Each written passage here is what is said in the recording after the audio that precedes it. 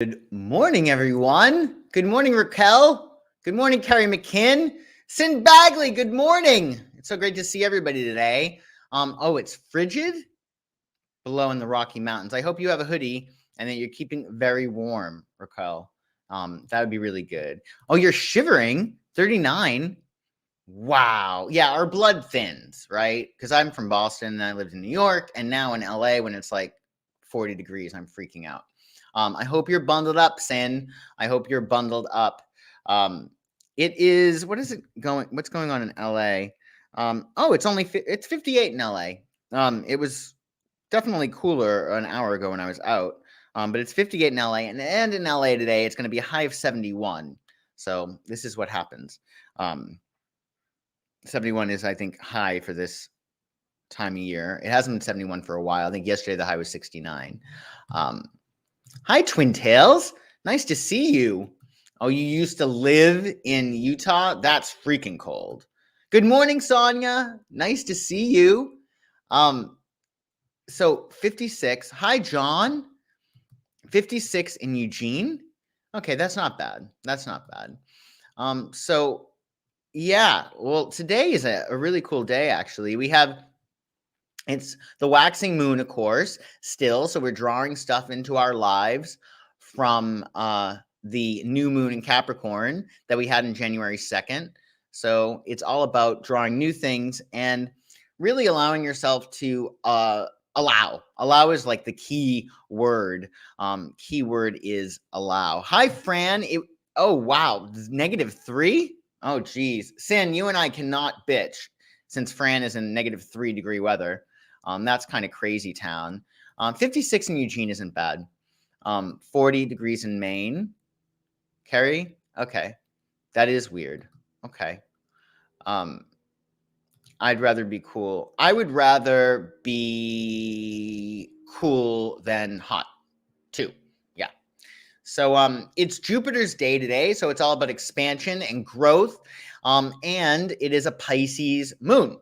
And this is a really important day in a lot of respects, if only because Jupiter's now in Pisces and we have a Pisces moon and it's Jupiter's day. So it's a double whammy of Jupiter energy because the traditional ruler of Pisces is Jupiter. And Jupiter wants us to expand and grow and get really, in some respects, when we're talking about material things, it's about getting rid of all our material needs so we can concentrate on the finer things in life. Fun and self-expression and expansion, and giving us letting our energy flow all across the world. So Jupiter is all about propagating, right? Propagating your light, because your light and your gifts are really gifts from spirit. And what we want to do is share our gifts, because whenever we share our gifts or we share our light, then we get more light and experience more gifts. Wind chill makes it feel, like -24. That is insane in the membrane. That's really crazy. What the hell is going on in the cosmos? I had a year's worth of awful. Oh no. Yesterday? Huh. I would have to see where it's hitting in your chart. But yesterday was a weird day. I think it was just the Pisces energy was just very, very strange. It was hard to focus, I find. Yesterday was a little bit difficult. So I don't know. I think it was the Pisces moon. I think Pisces moon typically gives us this nameless apprehension. Sonia, you remember Donna? She used to say, the woman we worked with, Sonia and I worked with, she used to say that when you have a Pisces moon, there's like this nameless apprehension and nothing's wrong, but it just feels like something's up. So I think that may have been it, because I was experiencing that yesterday as well. Definitely a great day to meditate. Most definitely. Good morning, Firestarter. Nice to see you. Good morning, Jamie. Nice to see you.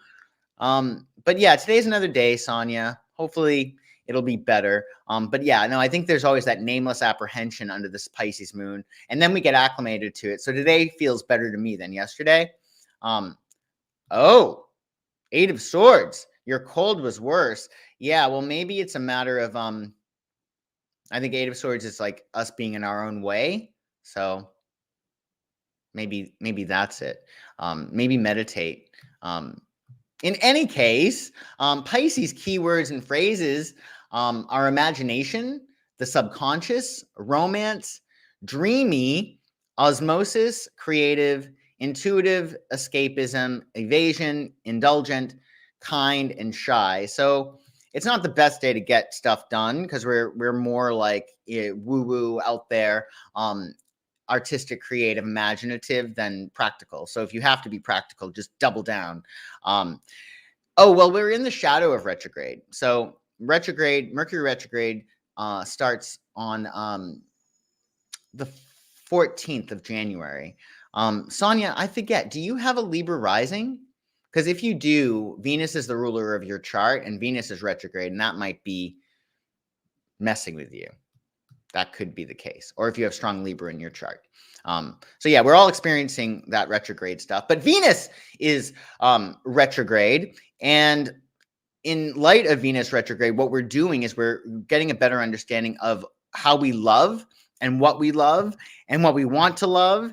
And that's why it's really a perfect universe. Like we need these times of retrograde to understand what it is that we're doing. So Venus, which rules love and money and beauty and love, money, beauty, aesthetics, relationships, of course, we're having to sort of go back and reflect and understand. In light of that, I wanted to talk about Khalil Gibran, who is this guy, and really talk about what he thinks of love. It is his birthday today, this guy. He is no longer alive, of course, but it is his birthday. And he is a Capricorn, January 6th. And believe it or not, folks, we have his time of birth. I don't know how they recorded that in 1883, but they did, which is great for us. So not only is he a Capricorn, but he also is a Sagittarius moon and a Sag rising. Hopefully that 4 a.m. time is correct. Whenever I see 4 a.m. like on the dot, I'm a little skeptical. But in any case, this is a poem I wanted to read for us today for a few reasons. One, it's Khalil's birthday, January 6th, but also because Venus is retrograde, it's the perfect time to reflect on love, just so you can have more love in your life. All energy at its basis is love. So when I came across this poem, I wondered if what he wrote is universal, meaning true for everyone in every time and every place. So I wanted to get your read on it. Let me know if you guys think it is universal. In regard to the retrograde, that's why my clarity I had a couple weeks ago seems gone at the moment. Yes, Pisces Moon will do that. Sometimes you need to things need to fall apart in order to put them back together. Pisces is very much like disintegration, like everything goes everywhere. So you'll put everything together most likely this weekend, especially when the moon enters Aries. Okay. So Libra, Sun, Pluto, and yeah. So that's a lot of Venetian energy. And because Venus is retrograde, you might not be feeling that great. But if you utilize this retrograde, you'll be feeling really, really, really good come March. So yeah, I want to read this and get your read on it. Tell me what you think of Khalil Gibran's Speak to Us of Love from the Prophet. And tell me what you think of it. It's about 3 minutes. So let me know what you think. Speak to us of love, Khalil Gibran from the Prophet. Then said Almitra, Speak to us of love. And he raised his head and looked upon the people, and there fell a stillness upon them. And with a great voice he said, When love beckons to you, follow him, though his ways are hard and steep. And when his wings enfold you, yield to him, though the sword hidden among his pinions may wound you. And when he speaks to you, believe in him, though his voice may shatter your dreams, as the north wind lays waste the garden. For even as love crowns you, so shall he crucify you. Even as he is for your growth, so is he for your pruning. Even as he ascends to your height and caresses your tenderest branches that quiver in the sun, so shall he descend to your roots and shake them in their clinging to the earth. Like sheaves of corn, he gathers you unto himself. He threshes you to make you naked. He sifts you to free you from your husks. He grinds you to whiteness. He kneads you until you are pliant. And then he assigns you to his sacred fire, that you may become sacred bread for God's sacred feast. All these things shall love do unto you, that you may know the secrets of your heart, and in that knowledge become a fragment of life's heart. But if in your fear you would seek only love's peace and love's pleasure, then it is better for you that you cover your nakedness and pass out of love's threshing floor, into the seasonless world where you shall laugh, but not all of your laughter, and weep, but not all of your tears. Love gives not but itself, and takes not but from itself. Love possesses not, nor would it be possessed, for love is sufficient unto love.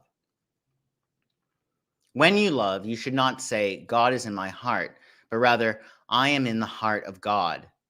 And think not you can direct the course of love, for love, if it finds you worthy, directs your course. Love has no other desire but to fulfill itself. But if you love and must needs have desires, let these be your desires. To melt and be like a running brook that sings its melody to the night. To know the pain of too much tenderness, to be wounded by your own understanding of love, and to bleed willingly and joyfully, to wake at dawn with a winged heart and give thanks for another day of loving, to rest at the noon hour and meditate love's ecstasy, to return home at eventide with gratitude, and that to sleep with a prayer for the beloved in your heart and a song of praise upon your lips. Yeah, I think it's a very intense poem. So I first thought that I had when I read this was total Capricorn, right? Like love's tough, love's hard work. But I'd love to hear what you guys think. If it is true, just some of these concepts, they're just fascinating. And Venus is not only retrograde, but it's retrograde in Capricorn, which makes sense. To really look at these Capricorn ideals or understanding, the Capricorn understanding, or this Capricorn's understanding of love. There's just so much here that's just so interesting. So yeah, do you think it's universal? Thank you. Yeah, it is pretty. Do you think that it's universal though? Do you think it's true that love is really that strenuous, or is it just this guy's a Capricorn and he's had a rough run of it? Oh, indeed. Okay. Very, very cool.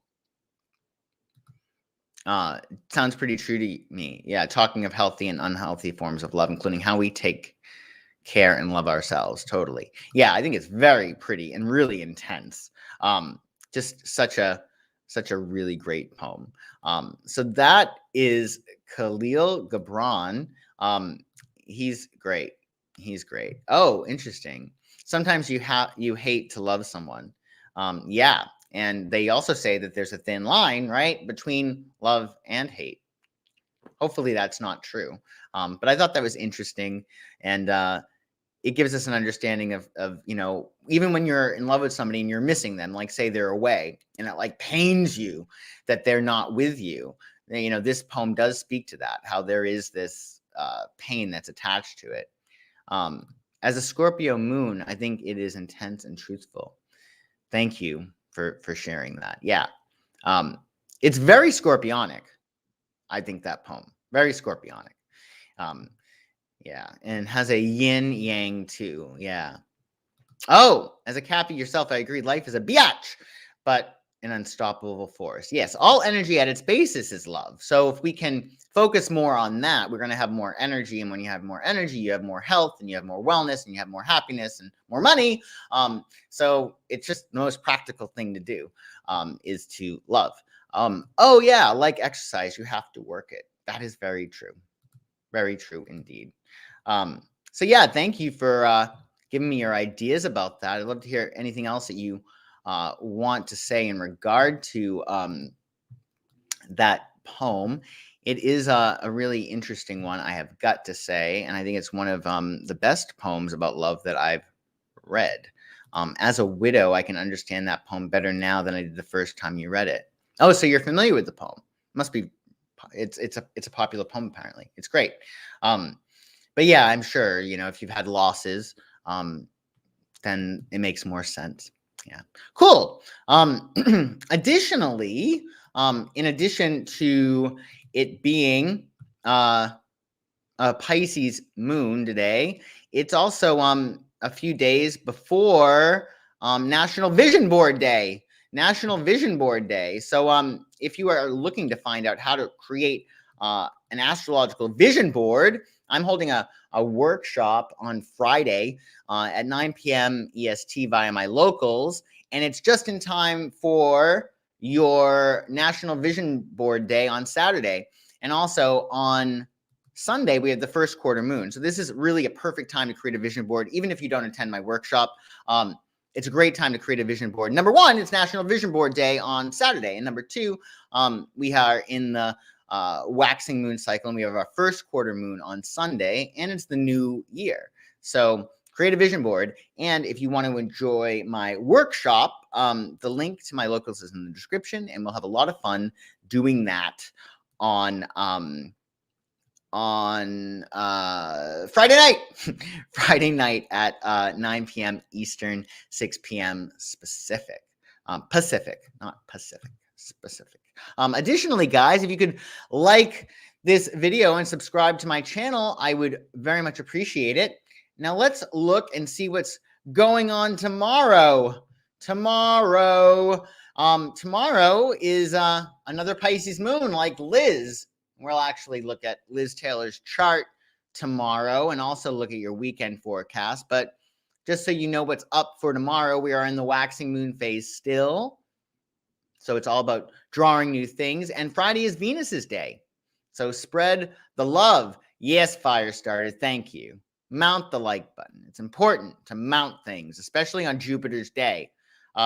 So yeah, Friday, tomorrow, is Venus's day, so be sure to spread the love. We have another Pisces moon, which is going to be good for meditating, visualizing, romance, date night, creativity, metaphysical pursuits, quietude, and rest. So yeah, it's going to be a really interesting day tomorrow with the Pisces moon. And yeah, the vision board workshop. I'm looking forward to the vision board workshop. Lord knows I need all help I can at the moment. Yes, we'll totally help you out. The whole point of like the vision board is really to get your eyes on where it is that you want to go. The expression is like if you're driving, right, you're looking at the road ahead where you want to go. You're not looking at the floorboard because that, you wouldn't get to where you want to go, and you probably would get into an accident. So yeah. We have that on Saturday is National Vision Board Day. So I hope you do a vision board. Have you guys done vision boards before, incidentally? Oh, interesting. This I did not know. Gibran was popular reading way back in the 60s when you were in college. Oh, I didn't know that, Benjamin. Thank you for sharing. Thank you for sharing that. I didn't know. I just came across the poem and I was like, oh, wow, this is really, really cool. Oh, so you never did a vision board before, Quell? Carrie McKim, you did. It's really good. I mean, it's really good because like in law of attraction, like the big thing is that we get what we focus on. There's no other main rule. Whatever you concentrate on, you get, whether you want it or not. So vision board is great. It's probably ideal to keep it near you. I think in this day and age with vision boards, I mean, you can be old school and like cut out pieces of paper and actually put it on a poster and have it near you. But I think in this day and age, a lot of people are doing digital vision boards. Oh, you did? You okay. How did that go? Did you find that it works, Sonia?